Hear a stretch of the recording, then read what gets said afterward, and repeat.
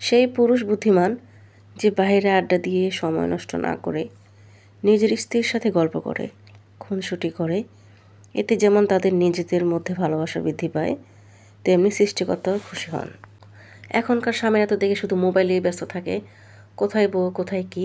আসসালামু আলাইকুম এভরিওয়ান, আপনারা সবাই কেমন আছেন? আশা করি যে যেখান থেকে আমার ভিডিওটা দেখছেন সবাই ভালো আছেন।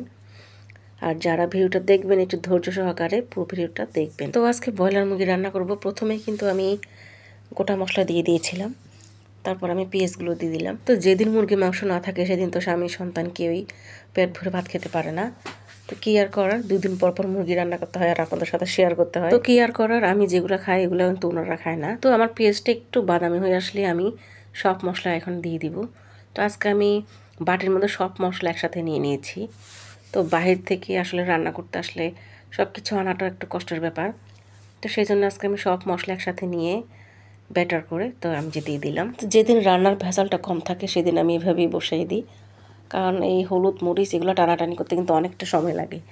সব কিছু আনতে হয় বাহিরে, কারণ আমাদের রান্নাঘরে কোনো দরজা নেই যে সব কিছু এখানে থাকবে। তো ঘর থেকে সব কিছু নিয়ে আসতে হয়। সব কিছু আনা নিয়ে করতে করতে তো একদম জীবনটা শেষ। তারপরে যে আমার মশলাটা কষানো হয়ে গেছে, আমার মশলা থেকে তেলটা উঠে আসছে। তো এই পর্যায়ে আমি মুরগিগুলোও দিয়ে দিব। তো যেদিন মুরগি রান্না করা থাকে সেদিন আমি একদম টেনশন মুক্ত থাকি। তো মাংসগুলো আমি দিয়ে দিলাম, দিয়ে আমি ভালো মতো কষিয়ে নিই। মাটির চুলায় রান্না যেমন স্বাদ তেমন কিন্তু কষ্ট। তো প্রথমে চুলা ধরাতে অনেক কষ্ট হয়।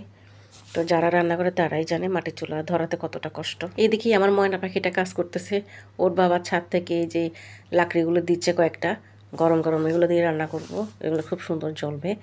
তো উপর থেকে ফেলতেছে, আর এদিক দিয়ে আমার লক্ষ্মী মামনিটা একটা একটা করে আনতেছে, আমার কাজে হেল্প করতেছে। তো আমি রান্না করার সময় তো আমার মেয়েটা আধা ঘন্টা পার হলেই ওর কান্নাকাটি চিল্লাপাল্লা শুরু হয়ে যায়, তাই ওকে কাজে লাগিয়ে দিলাম যাতে কাজকর্ম করে ব্যস্ত থাকে। আর এদিকে দেখেন আমার জামের অবস্থা, সব সময় এই কাপড় খুলে খুলে এই বিছানার উপর রাখবে, বালিশের উপর রাখবে, যেখানে ইচ্ছা সেখানে রাখা শুরু করে দেয়।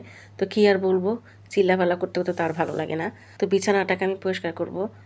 আর আমাদের বাসায় ছোট বাচ্চা আছে, সেই জন্য কিন্তু মানে তেমন দামি চাদর আমরা বিছাই না।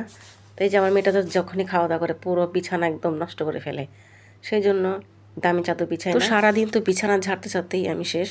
ও যে বিছানা যাবে সে বিছানায় মানে একদম নোংরা করে মেয়েটা। তো কি আর করার, এগুলো পরিষ্কার করতে হয় প্রতিদিন প্রতিদিন আমার। তারপরে আমি বিছানা ঝেড়ে ঘর ঝাড়ু দিয়ে আমি ঘরের সমস্ত কাজকর্ম শেষ করে পরে রান্না করতে যাই। তো আমার রান্না করতে যেতে যেতে প্রায় দিনের 12টা বেজে যায়। তো রান্না শেষ হতে হতে প্রায় 1:30 2টা বেজে যায় আমার। তো এর ফাঁকে যে আরও কত কিছু করি, কত কাজ করি, এগুলো কিছুই ক্যামেরাবন্দি করা হয় না। আমার কড়াইতে আসলে মাংসটা হচ্ছে না, সেজন্য আমি অন্য একটা পাত্রে ঢেলে নিয়েছি। তো আপনারা আবার বলবেন কি ব্যাপার, দেখলাম একটাতে রান্না করতেছে আবার এখন আরেকটা। আজকের মতো এখানেই বিদায় নিচ্ছি। এ পর্যন্ত সবাই ভালো থাকবেন, সুস্থ থাকবেন। আল্লাহ হাফেজ, আসসালামু আলাইকুম।